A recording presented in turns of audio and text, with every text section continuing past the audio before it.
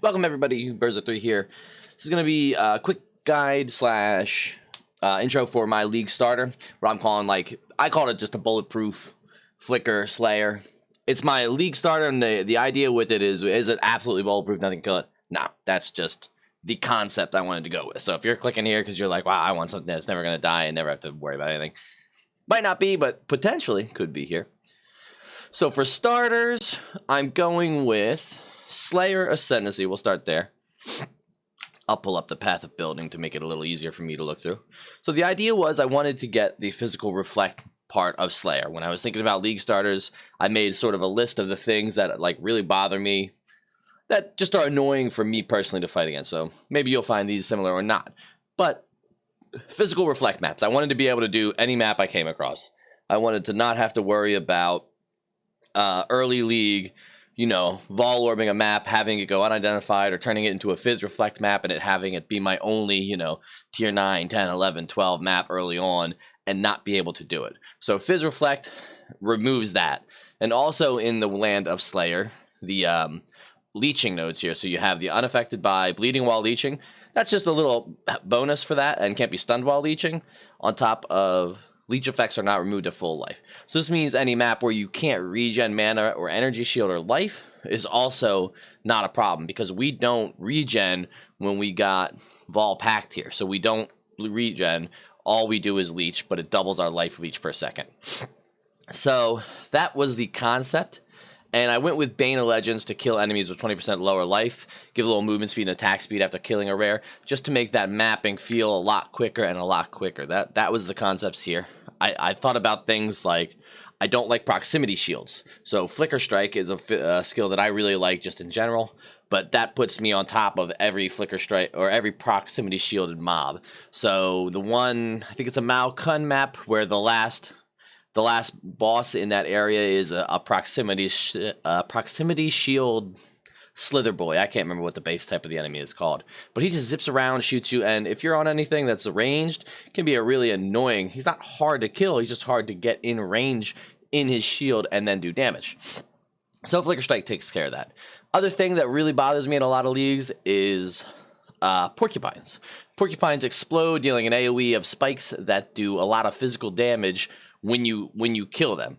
But with Kitava's Feast Axe, which is what I'm using, enemies you hit are destroyed on kill. Now, porcupines need to have a corpse to explode at the end of their death. So porcupines with enemies hit, destroyed on kill, they don't have a corpse because we destroyed them on kill. So now we don't have to worry about porcupines blowing me up, because there's also been multiple times in multiple leagues where I've played Flicker Strike, and the first thing I do is I Flicker Strike in, and I don't realize I'm flicking into a pack of porcupines, kill them all, they all explode, and I die. So that's always been really, really annoying for me.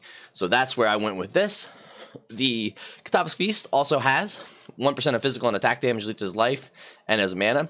Life's not too much of a problem, totally helps us, and the mana actually helps us a lot.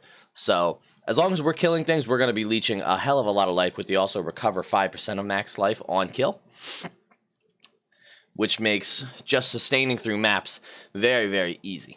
And the 5% on life recover on kill, that's also not regen, that's just recover, so can't regen maps. I'm pretty sure that still applies. Socketed Gems is supported by level 25 melee splash. That means getting an early pseudo 5 link by 4 linking a Kitava's Feast Axe is really great, allowing you to use multi-strike and melee fizz. I'm going with Impale. I'm doing a lot of the Impale dealt to enemies, that last line there. Overwhelm support, overwhelm 30% physical damage reduction. In 3.10, we're in the Harvest League. 3.11 and 3.10, all that overwhelm stuff was called enemies have minus number total reduction physical damage, and now it's overwhelm. I don't 100% know how overwhelm hits, but the bottom line there says physical damage reduction is lower against overwhelming hits but cannot go negative. So that makes me think you can get a monster's physical damage reduction to 0% as opposed to putting it into the negative. But 0% means you're doing still a lot of damage. So for the most part, that takes care of a lot of the offensive stats we're working on. I'm at the point now here in my build where I have to switch out a lot of pieces of gear instead of the early swap one piece of gear. I would like to get. I had to go with the Belly of the Beast, just because my life pool, you can see 4,200, is really, really not that high for being a level 87. And the more life pool you have, the way that Life Leech works is you leech a portion of your max life on hit. And so the more life pool you have, you know, you're always going to be recovering 10% of your life pool per second. I just picked an arbitrary number there. So that right now would be 4,000 or 420 life per second. And it's more than that. According to POB, I think it's up to 1,300.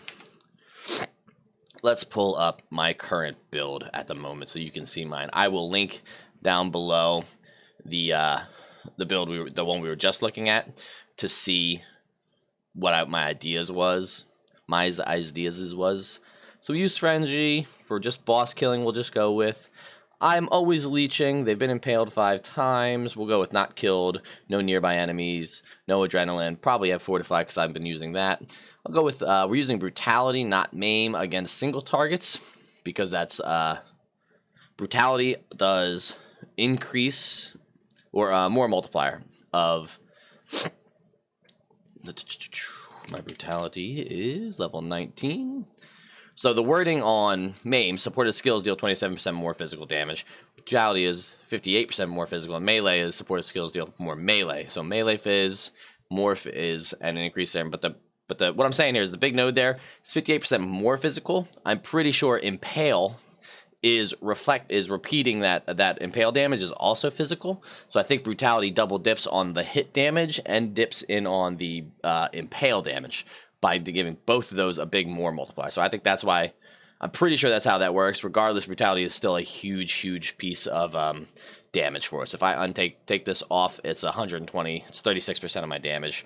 Not a huge number, but not a horrible number.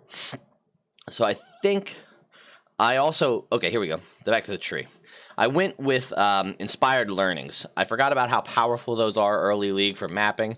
The concept idea was to just bang through maps fast, pick up all the big currency items, get my brain out of the idea of picking up all the small tier items, and just bang them out. You can see we went with all the impale nodes that I possibly could. For now, I'm going to have to regret some points somewhere. Eventually, these frenzy nodes are going to get regretted, and there's a lot of places I can go with the build while doing a golden rule, which reflects bleeding and whatever the blood dance, I think they are called. Nope. Can't think of the name of the boots. Bleeding. I can find them here in boots for you. The red trail. 50% chance to be inflicted with bleeding when hit by an attack. The infinite pursuit. Gain a frenzy charge on hit while bleeding. There it is. Upgrade from the infinite pursuit. So you get the infinite pursuit by doing the blessing of getting the red trail in the Ulnatul breach, and then you upgrade them to the infinite pursuit, where 50% chance to be inflicted with bleeding. Am I doing this backwards? Yeah, here you go. Gain a frenzy charge on hit while bleeding. So as long as you're getting hit, you're going to get frenzy charges. Golden rule reflects bleeding on you. I always forget how this interaction works, but so the golden rule reflects bleeding back onto you. Those boots, chance to gain a frenzy charge when you get hit while bleeding, and on your tree in the axe nodes over here, we would get chance to bleed in here. That way, we'd have about a 50% chance to bleed, so we'd always be bleeding because of our Slayer ascendancy. We're unaffected by bleeding, so we're not taking that extra damage, and then we are getting hit, which is causing us to gain those frenzy charges, as well as the chance to get it from frenzy charge naturally, things like that. Might be skipping some of the in-depth mechanics. If you have questions about it, feel free to stop by the stream. The last part here that I might anoint is a physical damage reduction node that is new over here, Master of Force. 30% increased physical damage, overwhelm 10% of their physical damage reduction. It's either going to be that for an early overwhelming node, because I'm going to hopefully get the splitting strikes nodes here. These are axe, and the other axe nodes that I want to get are the accuracy node axe. This one here. Axe attacks have increased accuracy, increased attack speed, increased impale effect, and then these are, I think in here there's impale chance. So we're at about 80% chance to impale right now. These two would put us up to 90% chance to impale. And this is increased accuracy with axes. So between those two, and somewhere in here, there's accuracy on axes as well. Can never remember where they all are, but the hard part has been, here it is. That flat accuracy there, 200% accuracy with axes. If I could get up into these nodes, that could be a huge accuracy buff along with these nodes, and then get these axe nodes here. That would be my last 1, 2, 3, 4, 5, 6, 7, 8, 9, 10, and then remove some other nodes. Went with Alira is actually what I decided to do. Get myself some more resistances and a little bit of crit multi early on in the game. And I didn't go Resolute Technique because eventually I could turn this build into either a sword build, which is could get a lot more crit out of a lot of these sword nodes and a lot of these sword nodes, wherever the heck they changed them to. There's a sword tree over here somewhere. Yeah, these nodes with swords and these nodes with swords get a lot of things going on there, and convert sort of into a crit flicker build. Reascend my Culling Strike here for the crit multiplier. Base critical is 7.5 and 100% crit multi for enemies nearby. So I could eventually do that, or swap to some sort of influenced base Flesh Ripper. Because Flesh Rippers have an implicit. If we go to create custom, nope, not that. Craft custom, go to axes. Flesh Rippers, implicit, 50% increased critical strike chance.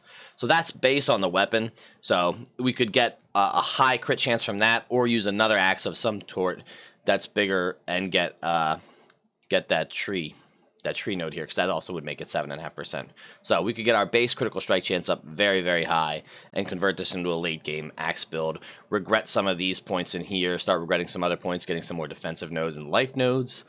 But that is the rough basic idea. I'm starting to do the old ramble thing here on the video, so if you have any questions, you want to come see it, and you want to come feel it out and enjoy the lifestyle with me, check out the Twitch. I'll leave a link below. I'll put a link below to the original idea build here. That way you guys can check all that stuff out as well. And if you like it, come let me know and come hang out. Peace out, and thanks for watching.